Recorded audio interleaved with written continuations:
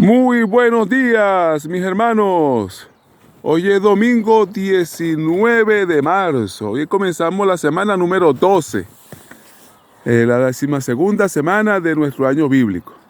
Y vamos a estar leyendo Primera de Corintios capítulo 7 y capítulo 8. Ahí Pablo está respondiendo algunas preguntas puntuales que se le hicieron, ¿verdad? En cuanto al matrimonio, en cuanto al divorcio, en cuanto a la soltería y en cuanto a las comidas, ¿verdad? Sacrificadas a los ídolos. Entonces, no podemos olvidar el contexto. El contexto es una iglesia en medio de una ciudad muy corrompida y una ciudad muy sensual y muy idólatra, ¿verdad? Entonces, habían extremos. Estaba el extremo de los hermanos que eran muy liberales. Y estaba el extremo de los hermanos que para no caer en tanto liberalismo, entonces se habían vuelto muy fanáticos. ¿Ves? Entonces Pablo nos llama a nosotros a mantener el equilibrio y a ser movidos por el amor. Entonces, él recomienda a las personas a no casarse, a quedarse como él estaba. Pablo seguramente en algún momento estuvo casado, pero una vez que se convierte al cristianismo y pierde toda su popularidad, toda su fama y toda su riqueza, posiblemente la esposa lo abandonó. Es una teoría. O la otra teoría es que la esposa murió, falleció, entonces quedó viudo. Lo cierto es que estuvo casado porque un judío a los 20 años, si no se casaba, era mal visto. Era considerado como un hombre incompleto y por lo tanto no podía tener responsabilidades grandes, ¿verdad?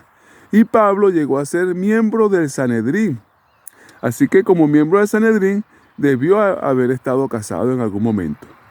Sin embargo, Pablo reconoce que para beneficio de la obra es mejor estar soltero, porque no tiene tantas responsabilidades. No obstante, él hace la acotación, ustedes lo van a leer allí, que depende del don de cada quien. Hay personas que nacen con el don de celibato, de ser eunuco, ¿verdad? Entonces esas personas pueden vivir toda su vida tranquilamente solteros, porque la soltería tiene muchos beneficios, muchos beneficios. Lo que complica la vida del soltero muchas veces es la presión del grupo, que dirá la gente, ¿verdad? Pero no, mi hermano, si usted nació con ese don, usted hermana, usted nació con ese don, viva feliz, disfrute su vida, ¿verdad? Y glorifique a Dios. Ahora, pero si usted nació para estar casado, ¿verdad? Entonces cásese. No tiene por qué imitar a sus amigos que son solteros. Nadie es más o menos porque esté casado o porque esté soltero. No, todos podemos de igual manera servir a Dios. Y entonces Pablo dice que si nos casamos, tengamos presente que adquirimos una responsabilidad. Y Pablo, entre las responsabilidades que él destaca, que hace énfasis en ese momento, es la responsabilidad del deber conyugal. Y él dice que no se nieguen. Esa palabra de no negarse, en el griego, tiene que ver con no defraudar, no engañar. Y recuerden que en el capítulo 6 leímos una lista de personas que no van a entrar en el reino de los cielos. Y entre esas están los engañadores.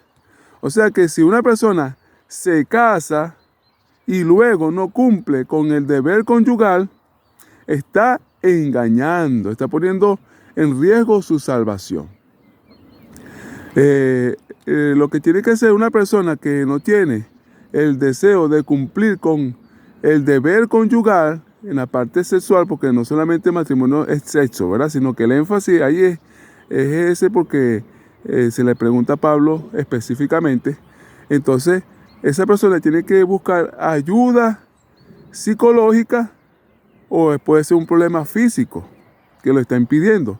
Pero tiene que hacer todo el esfuerzo intencional para resolver el problema, ¿ves? Junto, por supuesto, con su pareja.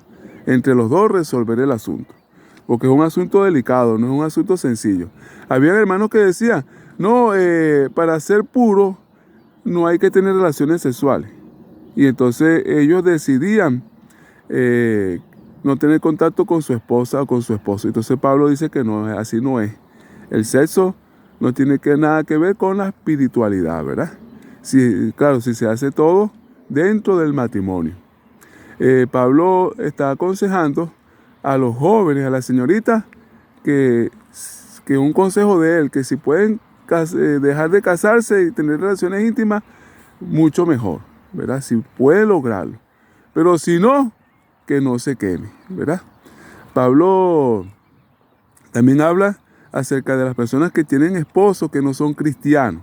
Y entonces él aconseja que no lo dejen, porque en esa época había muchas acusaciones en cuanto al cristianismo, porque decían que estaban dañando los hogares.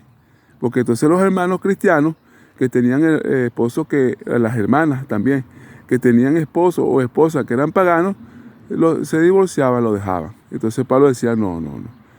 El esposo cristiano santifica el hogar y sus hijos son salvos. Recuerden que los hijos que todavía no tienen la capacidad de decidir, ¿verdad? En cuanto a su salvación, se salvan si sus padres se salvan. Y por eso santifica el hogar. La persona recibe muchas bendiciones por el creyente. Entonces Pablo aconseja que no lo deje. Pero si la persona que no es cristiano decide irse, decide dejarla a la cristiana, ¿verdad? Entonces, bueno, que lo deje. Ahora, a los cristianos, si deciden por alguna razón separarse, Pablo dice que pueden hacerlo, pero no existe el divorcio, sino que ninguno de los dos puede casarse, ¿ves? Quedan solteros para siempre. Porque el primero que se case o tenga relaciones íntimas con otra persona, entonces comete adulterio, ¿verdad? Entonces pone otra vez problema de su salvación. Pablo también habla de que así como Dios nos llamó, que nosotros seamos plenos, que nos cambiemos. O sea, si cuando nosotros recibimos el evangelio estamos solteros o viudos o casados por segunda vez, no retrocedamos. O sea, si una persona tiene su segundo matrimonio y conoció el evangelio, entonces no retroceda a buscar su primera esposa. No. Ya esa es la vida pasada. Quédese con su segunda esposa, ¿verdad? Y sea feliz con su segunda esposa y todo lo pasado, olvídelo. Pablo también en el capítulo 8 nos enseña en cuanto a las comidas sacrificadas a los ídolos. Ese era un problema muy grande porque se podía comprar en el mercado, se podía recibir la comida como invitado a una casa que se le invitara al cristiano, o se podía comer en un restaurante y ese restaurante había comprado carne sacrificada a los ídolos, ¿verdad?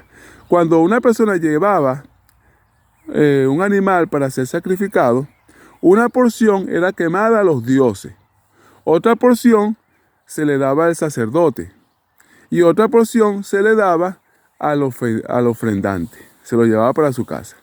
La porción del sacerdote, lo que hacía la mayoría de los sacerdotes era que la vendían. Y entonces esa carne era más barata. Y así como en la antigüedad, hoy día, bueno, nosotros también regateamos, ¿verdad? Entonces la gente buscaba lo más económico. Entonces se preguntaba, ¿se podía o no comer esa carne? Bueno, entonces Pablo dice que si para un hermano comer de esa carne era un problema espiritual, no lo comiéramos con ese hermano, no se comiera, ¿ves?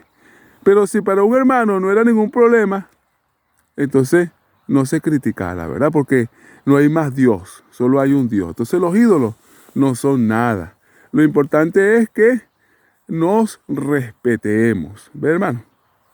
Que no nos estemos juzgando, este come o este no come. Es un asunto de conciencia.